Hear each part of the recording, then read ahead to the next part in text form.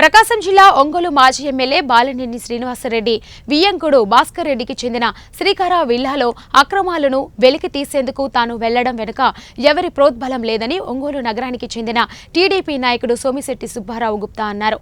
ఈ మేరకు సుబ్బారావు గుప్తా ఒంగోలులో సమావేశం నిర్వహించడం జరిగింది. గతంలో వైసీపీ విధానాలను విమర్శించానని, అందుకే గుంటూరులో ఉన్న తనపై దాడి చేశారని, అలాగే తన తల్లిని కూడా దూషించారని గుప్తా అన్నారు.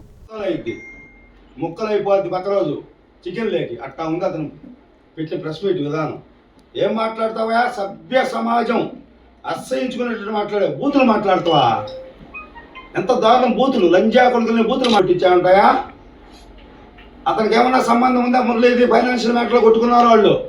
రాజకీయంగా సంబంధం ఉంటే ఎట్లుంటుంది కోటింగ్? అధికారం వచ్చినప్పుడు వాళ్ళు ఏదో కొట్టుకున్నారు. నువ్వేం చేసావయ్యా? నీ మీద మాట్లాడితే నేను ప్రెస్ మీట్ పెడితే కొట్టా మురళీ అన్నావు. నేను ప్రెస్ మీట్ కూడా పెట్టలా. మన పార్టీ అప్పటి నేను నీ దాంట్లో ఉన్నా, మన పార్టీ బాగుపడాలి, మళ్ళీ ఇంకోసారి అధికారం రావాలి, జగన్మోహన్ రెడ్డి సంక్షేమం చేస్తున్నా అని చెప్పి మీలాంటి లుచ్చాలు బచ్చాలు మాట్లాడుతున్న విషయం మాట్లాడితే నువ్వు 25 మందిని ఇంటి మీద పంపిస్తావు. వచ్చి కొడాలి జిందాబాద్ అని వాళ్ళకి దమ్ము లేక, నీ పేరైతే దమ్ము లేక ధైర్యం లేక కొడాలి జిందాబాద్ అంటూ మా ఇంట్లో 2 ఆడపిల్లలు, అప్పుడు వాళ్ళు 6th క్లాసు, ఇప్పుడు 9th వచ్చాడు. మా కొడుకు అప్పుడు 8th క్లాసు, 9th క్లాసు, ఇప్పుడు ఇంటర్కి వచ్చాడు. వాళ్ళని కొడుతూ కుర్చీలు పగలగొట్టి, నా బండి పగలగొట్టి భయభ్రాంతులకు గుర్తు చేశావు. సరే, వాళ్ళు గట్టి బిడ్డలు కాబట్టి భయపడలా. అదే ఇంకొకరైతే ఏం చేస్తారా? ఆత్మహత్య చేసుకుంటారు. నీలాంటి బూతులొద్దు, మా బాబు గారిని గౌరవిస్తాను. నీలాంటి వాళ్ళు ఆత్మహత్య చేసుకునేవాళ్ళు అంతటితో వదిలేవా? నైట్ మళ్ళీ 1 గంటప్పుడు రౌండ్ లేపించావు. పక్క రోజు నేను తలదాచుకోవాలా భయపడలే. ఇప్పటివరకు ఎన్నో ప్రెస్ వాళ్ళు తలదాచుకున్నాడు, భయపడ్డాను. నన్ను పుట్టించిన మా నాన్న, నేను కన్నా మా కొడుకు ఇద్దరు బ్యాగ్ ఇచ్చి ఉదయాన్నే 7 గంటలకు వస్తే నువ్వు వెళ్ళిపోయేదో కూడాను. సరే, వాళ్ళు విజయవాడ నుండి గుంటూరు పోయి ఇంకా కథ తెలుసు. కుట్టించి నువ్వు చేసిన అక్రమాలు, దుర్మార్గం, ఎస్సీ కూడా ఇప్పుడు కూడా చెప్పాడు. అది రేపు ధర్నాకు వస్తా అన్నాడు. కాళ్ళు పట్టించుకుంటావా? దళితులంటే నీకు అంత ఛాన్స్ చూపా? తస్మాత్ జాగ్రత్త, నోరు అదుపులో పెట్టుకొని మాట్లాడు. నువ్వు జనార్దన్ మీద అన్ని ఆరోపణలు చేస్తావా? అతనికి వెంచర్ సంబంధం కానీ, ఫ్లెక్సీలు కానీ, నేను పెట్టే ప్రెస్ మీట్ కానీ ఒక్క మాట ముందు చెప్పను. వాట్సాప్ పెడతా వచ్చిన లింక్ని, అంత మటుకే కానీ ఎటువంటి మాట 2.5 సంవత్సరం నుంచి ఆయన నేను చేతి ఎత్తుతాడు కానీ ఆయన నాకు చేయడు. ఎప్పుడు మా బిడ్డల మీద, 3 బిడ్డల మీద, మా తల్లి మీద, చనిపోయిన తల్లి మీద ఒట్టేస్తున్నా.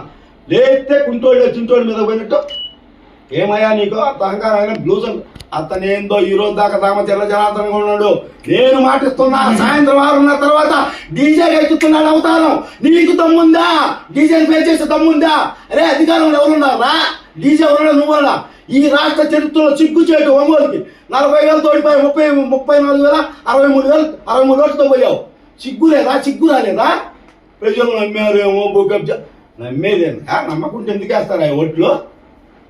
సుబ్బారావు దగ్గర డబ్బులు తీసుకున్నాడు, ఆయన వ్యాపారాలు తీసుకుంటే వడ్డీకి తీసుకుంటో, బదులు తీసుకుంటో, వ్యాపారాల పార్ట్నర్షిప్ తీసుకున్నాడు తీసుకోలేదో నీకు తెలుసా? నిరూపించగలవా నువ్వు? ఆయన తరపున నేను చెప్తున్నా, డీజేకి అవతారం ఎత్తిస్తా.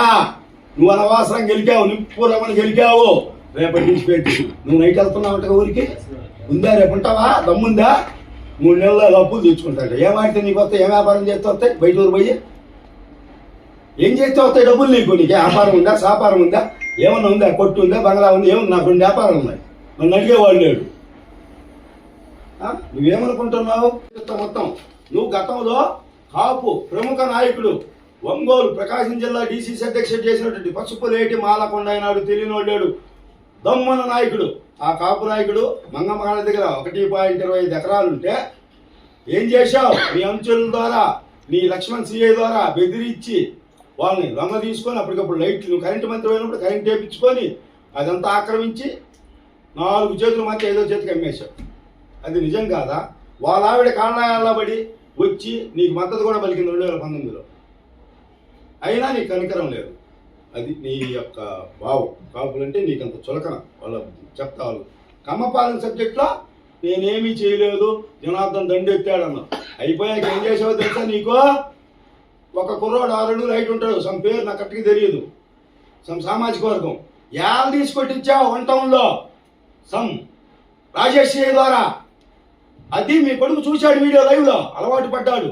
2వ కోటింగ్ ఎక్కడిచ్చారు?